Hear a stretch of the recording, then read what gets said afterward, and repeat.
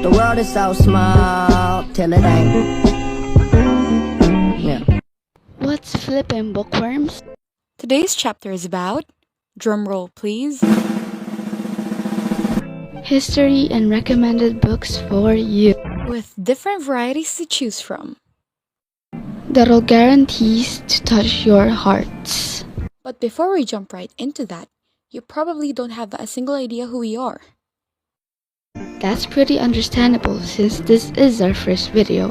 But anyways, I'm Gina Sava Behuro, a certified book lover and a veteran when it comes to comics. And I'm Krisha Gilbane, an amateur writer and the manual reader. And we're both from the special program in journalism in our big school, Sorsogon National High School, currently studying in 9th grade. So that being said, let's talk about the history behind books. Books and literature in general comes from way back, like we're talking about the late mid-15th century. And that's not even including what the cavemans were doing. Well, I mean, if you consider stones that have some sort of writing on it and piling them on top of each other as a book. Now Gail, let's not go out of topic. Let's focus on codexes. In the Middle Ages, monks and scribes worked to copy books by hand, which was a time-consuming, expensive, and tedious process. Was before the invention of the printing press were made. It was developed by the Romans to replace scrolls. It's formed by binding a stack of handwritten sheets on one side. Around the 2nd or 3rd century CE, they thought of codexes. To explain it, they're a book form in which individual sheets of papyrus, parchment, or paper were folded in half and sewn together at the fold. The reader would open the pages to reveal 2 columns of text that shared a page. Cool, right?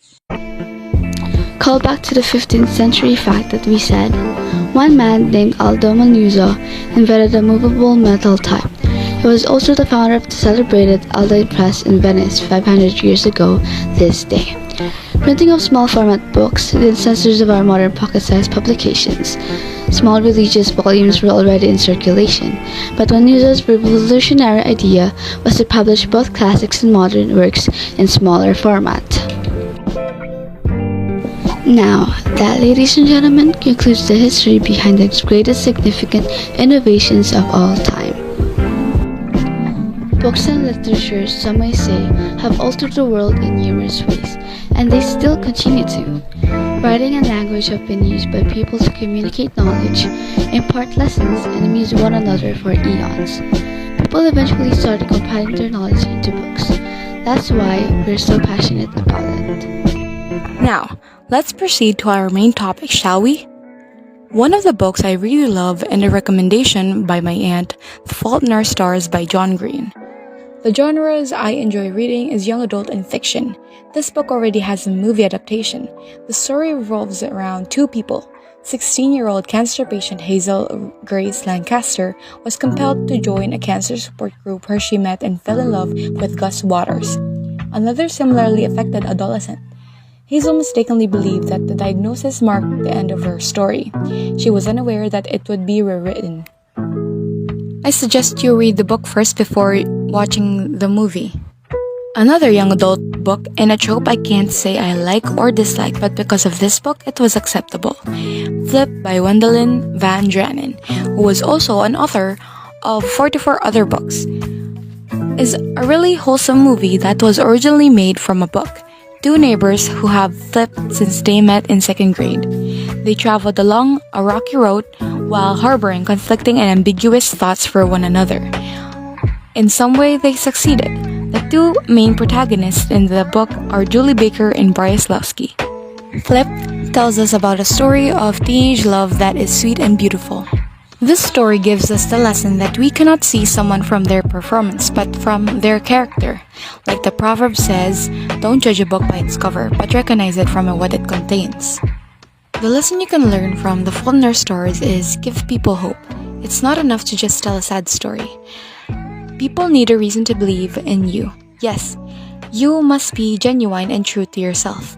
But what makes The Fault in Our Stars, or any excellent story for that matter, powerful, is the fact that we discover hope inside this story of unavoidable tragedy. We spend a lot of time trying to escape pain, But if we read The Fault in Our Stars attentively, it also teaches us pain demands to be felt, and the universe likes to be seen. No matter how hard we try, Gus is right. We don't get to choose if we get hurt. It is a near certainty that we will.